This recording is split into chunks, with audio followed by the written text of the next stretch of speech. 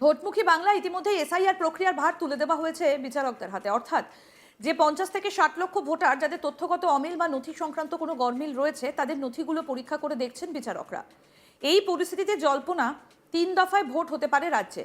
এদিকে পূর্ব ঘোষণা মতো বৃহস্পতিবার 26শে ফেব্রুয়ারি রাতেই নাকি রাজ্যে পৌঁছে যাচ্ছে কেন্দ্রীয় বাহিনী। এরই মধ্যে রাজ্যের এক জেলায় তৃণমূলেরই এক নেতার বাড়ি ঘিরে বিক্ষোভ দেখালেন দলীয় কর্মীরা। এই ঘটনাকে ঘিরে ব্যাপক চাঞ্চল্য ছড়িয়েছে এলাকায়। বিরোধী বিজেপির অভিযোগ, এলাকায় লাইট সংক্রান্ত কাজের জন্য বরাদ্দ 10 লক্ষ টাকা দুর্নীতির অভিযোগ তুলে রাতের অন্ধকারে বিক্ষোভ দেখানো হয়। এতে পরিস্থিতি উত্তপ্ত হয়ে ওঠে। তবে সকালেই আশ্চর্যজনকভাবে ঘটনার ভিন্ন চিত্র সামনে আসে। একজন তৃণমূল কর্মী জানান, আমরা লাইটের সমস্যার কথা বলতে গিয়েছিলাম, কেউ অশান্তি লাগানোর চেষ্টা করছে। এই খবর করলে গ্রামে আরও অশান্তি হবে। এদিকে বিজেপি প্রশ্ন তুলেছে, রাতে যদি ঘেরাও হয়ে থাকে তাহলে সকালে হঠাৎ বোঝাপড়া কেন? তাদের দাবি অভিযোগের নিরপেক্ষ তদন্ত হোক।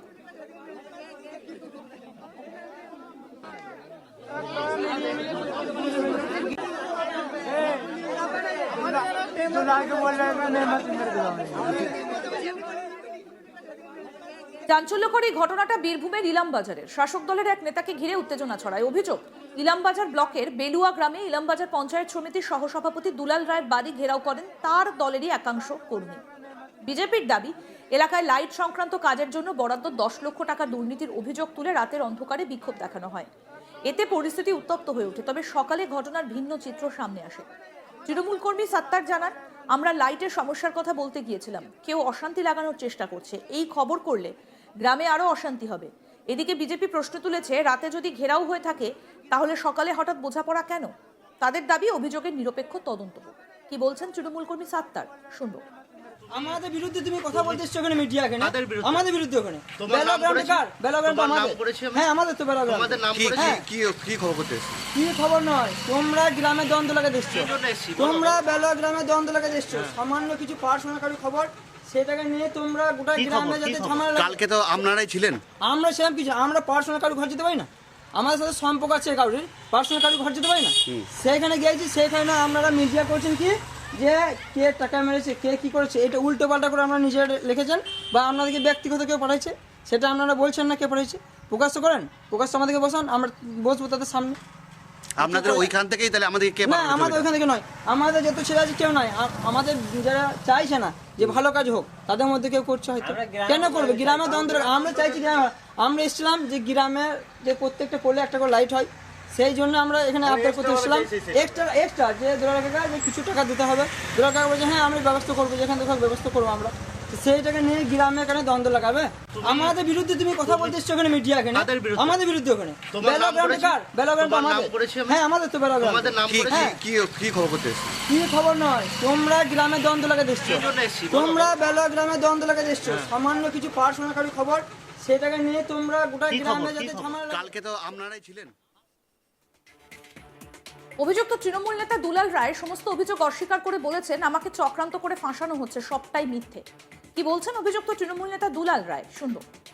এটা সঠিক তথ্য নয়। আপাসের টাকা প্রত্যেকটি বুথে 10 লক্ষ করে টাকা দিয়েছিল।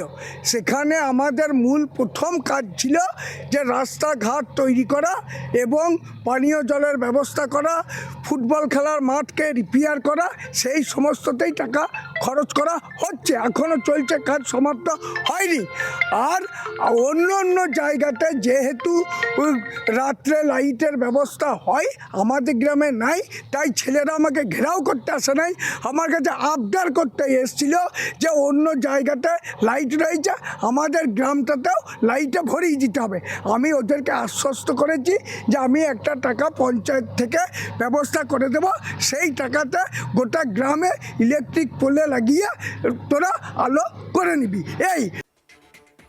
এই বিষয়ে বিজেপি নেতা সুখদেব বিশ্বাস কি বলছেন, শুনবো। আমরাও শুনেছি রাত্রেবেলাটা ওর বাড়ি ঘেরাও করেছিল, যেই ছেলেটা নেতৃত্বে হয়েছিল তাকেও রাত্রেবেলা শাসানি দিয়েছে, সে আজকে কথা ঘুরোচ্ছে। কিন্তু এরকম অভিযোগ প্রচুর আছে। 10 লাখ টাকা মানে শুধু ওর গ্রামে বলে নয়, প্রত্যেকটা গ্রামের যেটা মানে 10 লাখ টাকা করে দেওয়া হয়েছে, সেই 10 লাখ টাকার কোনো হিসাব নেই। 2টো করে কি 3টে করে সোলার লাইট লাগিয়ে দিয়েছে, যেটা খরচা হচ্ছে 30 থেকে 35 হাজার টাকা। তা সেটা 10 লাখ টাকা শেষ। ওর বিরুদ্ধে যে অভিযোগটা, এরকম প্রশাসনিকের মাথায় রয়েছে, একটা জিনিস মাথায় রাখবেন, উনি প্রশাসন চালাচ্ছেন, তাহলে ওনার হাতেই সব। তাহলে উনি মেরে খেলে সেটা হয়তো ওর ভিতরের লোকই আজকে প্রতিবাদ করেছে, তারা হয়তো ভাগ বাটারা পায়নি বলে আজকে প্রতিবাদটা করেছে, কিন্তু রাত্রেবেলা হয়তো সেটেলমেন্ট হয়ে গেছে, সে আজকে কথা ঘুরোচ্ছে। ইলমবাজার তৃণমূল ব্লক সভাপতি জানিয়েছেন বিষয়টা খতিয়ে দেখা হবে। আমাদের প্রতিনিধি শান্তনু কি প্রতিবেদন তুলে ধরেছেন দেখব। রাতে ঘেরাও আর দিনে সমঝোতা, উঠছে প্রশ্ন। হ্যাঁ, তৃণমূল নেতা ইলামবাজার ব্লকে যে দুলাল রায় রয়েছে তার বিরুদ্ধে অভিযোগ আনা হয় যে সোলার লাইট 10 লক্ষ টাকার একটি দুর্নীতি তিনি করেছেন। রাতে তার বাড়িতে অন্ধকারে কিন্তু তার বাড়ি ঘিরে একেবারে চাপানুতোর বিক্ষোভ দেখানো হয়, আর সেই বিক্ষোভে একেবারে চাঞ্চল্যকর পরিবেশ তৈরি হয়। ঘটনাটি ঘটেছে ইলামবাজার এলাকার বেলুয়া গ্রাম পঞ্চায়েতে।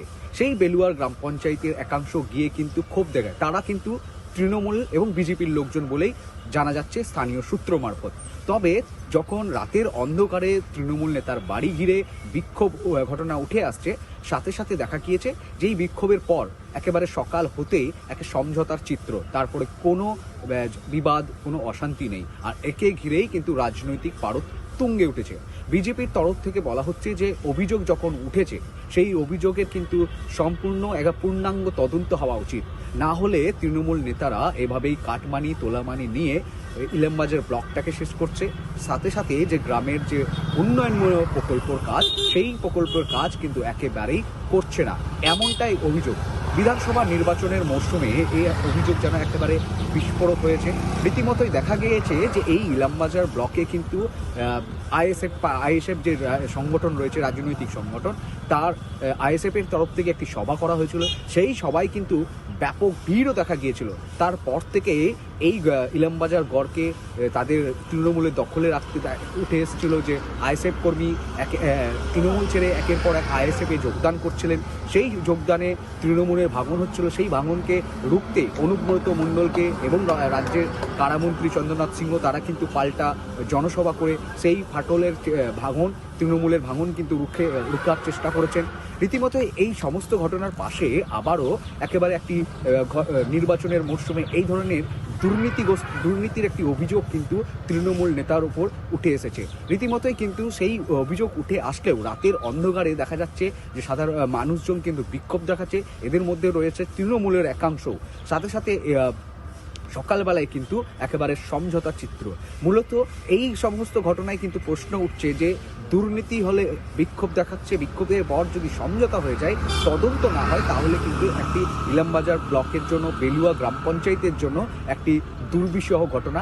এভাবেই কিন্তু সাধারণ মানুষ যে সকল উন্নয়নমূলক প্রকল্প রয়েছে সেই প্রকল্প থেকে কিন্তু বারবার লাগাতার বঞ্চিত হবে। আরো আপডেট পেতে দেখতে থাকুন আজ তাক বাংলা। সাবস্ক্রাইব করুন, নোটিফিকেশন পেতে বেল বাটন অপশন প্রেস করুন।